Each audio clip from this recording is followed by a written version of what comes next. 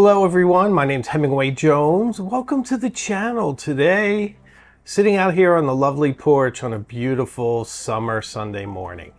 And this is a new series I want to do called sort of the story of a pen, where I highlight a pen and just you and I discuss why I chose it, the circumstances around it, and how I feel about it. Because a lot of times in a list, you'll get some information, but you don't really get what I think about it and what its actual story was in my life. So I thought it'd be fun, interesting, and just kind of a hybrid between my normal show on the live show and my more structured videos that you guys see. So let's talk about our first pen. What I'd like to really speak about today is the Lamy Vista. So this is one of those surprises. I saw this pen in New York City at Kinokuniya stationery store in the bookstore right by Bryant Park, and we went there, and it was really kind of fun for me because I had never seen a Lamy display before, because I'm usually buying most of my pens online like you guys do, and even when I went to a pen shop, I've seen Lamy Safaris in different displays, but I've never seen a spinner display of one. And this one had, I mean, it must have been at least 3 feet of Lamy pens, and it had at least 4 sides, but I feel like it had more. I kind of wish I took a picture or something. But it had all the different ALs and the Safaris, and then there were a couple of Lamy Vistas. And I was like, wow, that's a really interesting pen.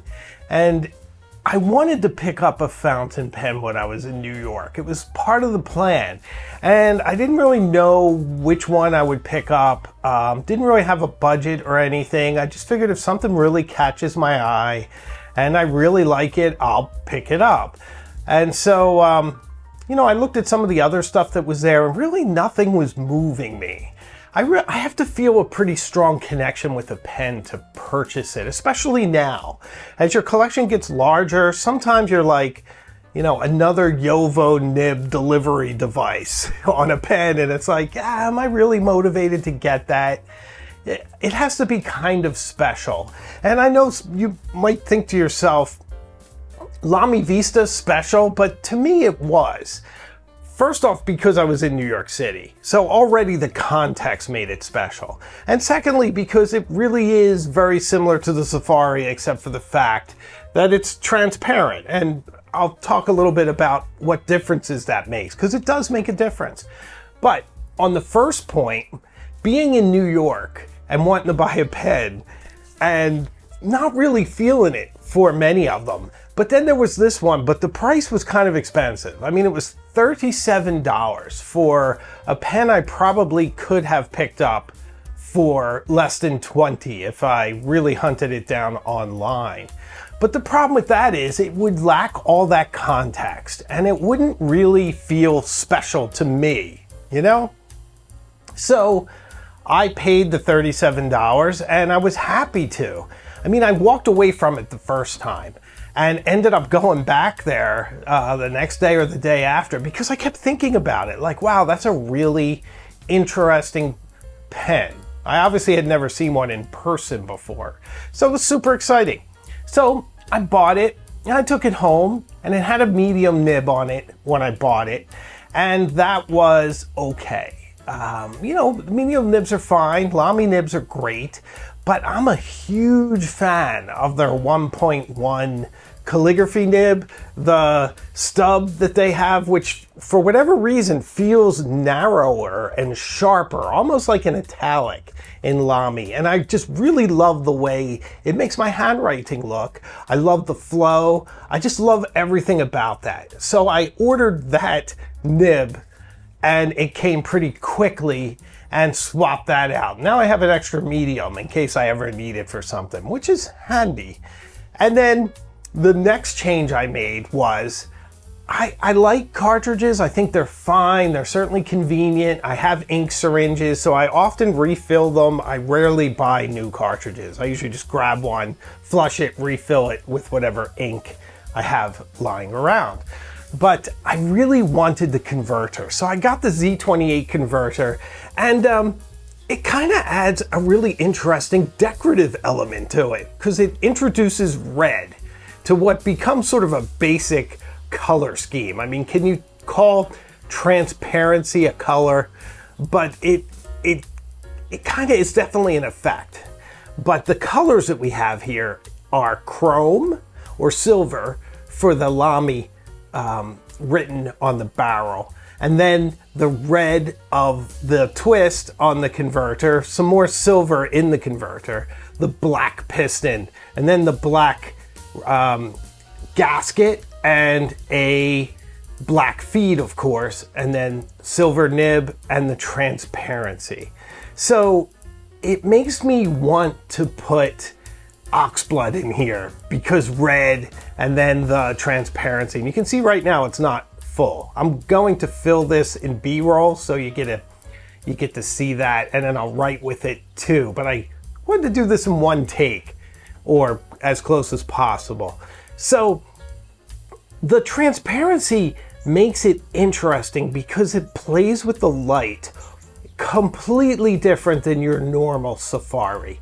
It glistens at times, and it reminds me of a couple of things. On sort of the twee side, it reminds me of that transparent rock candy. If you remember that when we were kids, where they could make the hard sugar candy almost transparent.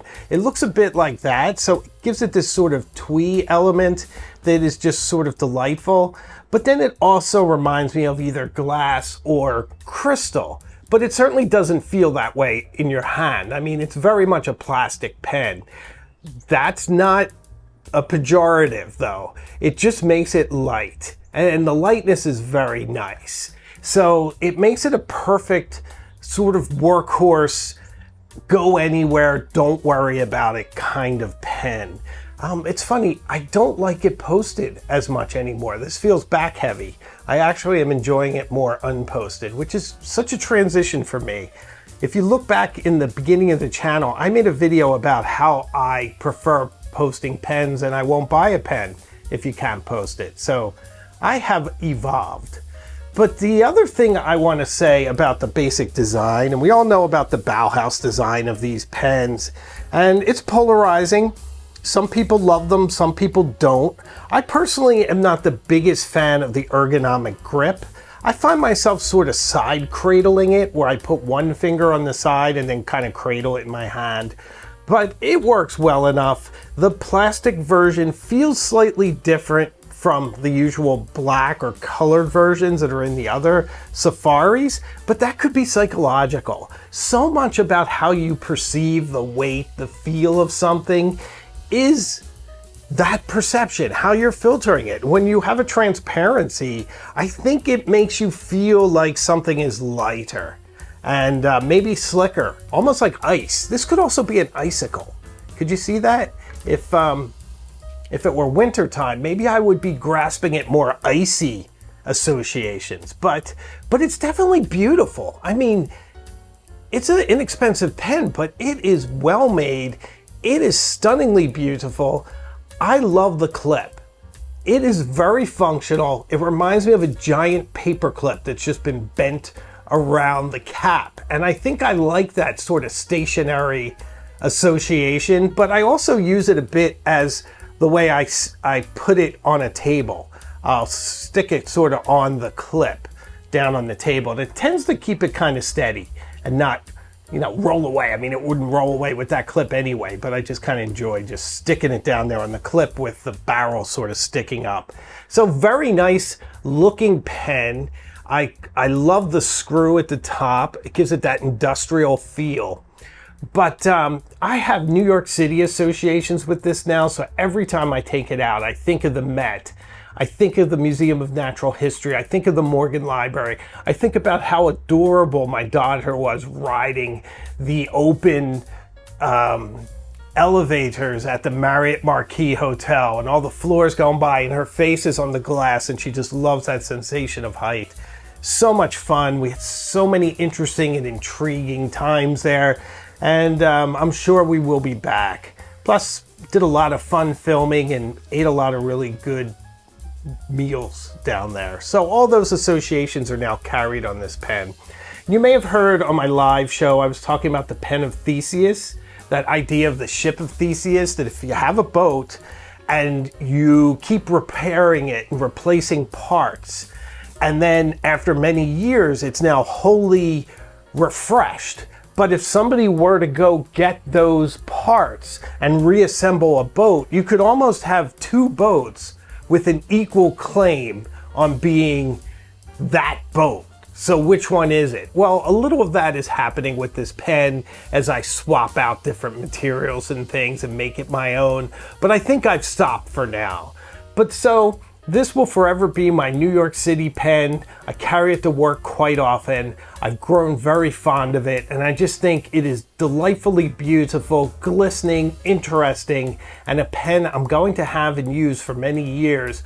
And I've been reaching for this over my Lamy Safaris these days. So that is the story of this humble but beautiful and very effective fountain pen. I hope you enjoyed this, and thank you so much for watching today. If you've made it this far in this video, consider subscribing. I'd love to have you along on this journey with us. Also, membership is available, so if you'd like to get even more involved, I'd love to have you behind the scenes.